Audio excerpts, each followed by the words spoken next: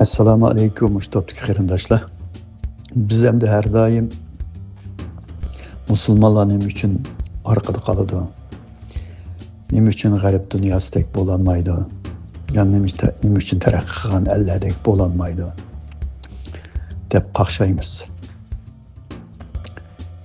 Hamda nima uchun bo'layotganligini mana shundaq videolarni ko'rsakchi desa, chunqur tafakkur qilgan vaqtimizda bir o'ynalayotgan bir o'yinninki boshqalar tarafidan emas, bir turkum nafsi avoralari tarafidan aşı huquq bo'shiga chiqib olgan, davlatning beshi bo'lib olgan aşı odamlar sabablik o'zining davlatining taraqqiy qilmayotganligini va taraqqiy qilishiga to'sqinlik qilayotganligini his qila olamiz. Endi mo'sha odamlarni ismini nima demak bo'ldi. Ekranga chiqarib, buni alohida bir hurmatli odam, ya'ni dinni biladigan, dunyo siyosatini biladigan, dunyodagi nurg'un ishlarni biladigan bir e'tiborli odamga aylantirib qo'ydi. Shuning bilan xalq uni shunda e'tiborga oladi. Uningdagi o'jo desa, xalqni bid'at, xurofot, hech qanday islom dini bilan munosabati yo'q. Hozirgi real dunyo bilan munosabati yo'q. Dunyo hayoti bilan va oxirat hayoti bilan munosabati yo'q bir narsalar bilan aldab aktiverdik. Ularning million agashkuchilari, takipchilar bor edi ular. Aktiverdik. U qanday aktiv bordi desa, cehennemde köymeydiğen kipen setiyotgan. Bizning tariqatga a'zo bo'lsang, qiyomat kuni paloni tariqatning a'zosiman desang, cehennemga seni ekitib olgan, cehennemga muakkal farishtalar, "Voy sen o'sha tariqatning a'zosimisan" deb qo'yib o'tdi seni da'vatgan.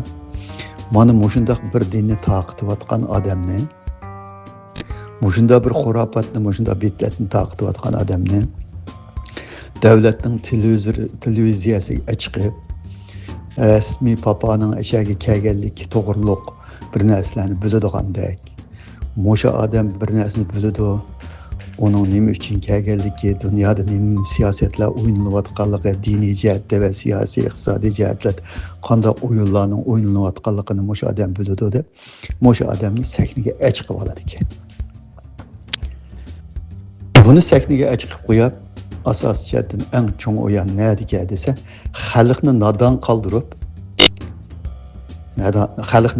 qoldirib, shu nodonlik bilan o'zi dunyoning rohidini surdi.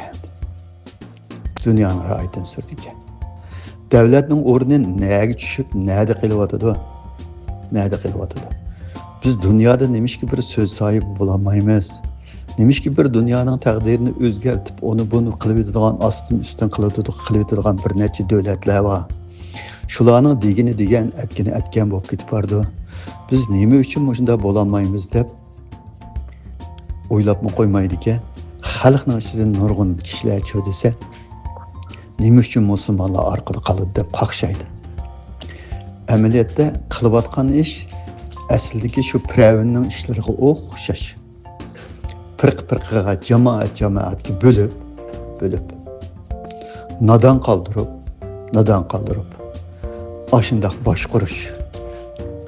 Aşı o'zi tillayotgan Firavun bilan o'xshash maydonda, o'xshash qarashda, o'xshash boshqarishda, o'xshash yomon niyatda turib xalqni nodon qoldirib, davlat shuning bilan umumyuzlik taraqqiy qilmay dunyoda musulmonlarning orqada qilishiga mana mushtaq sababchi bo'lgan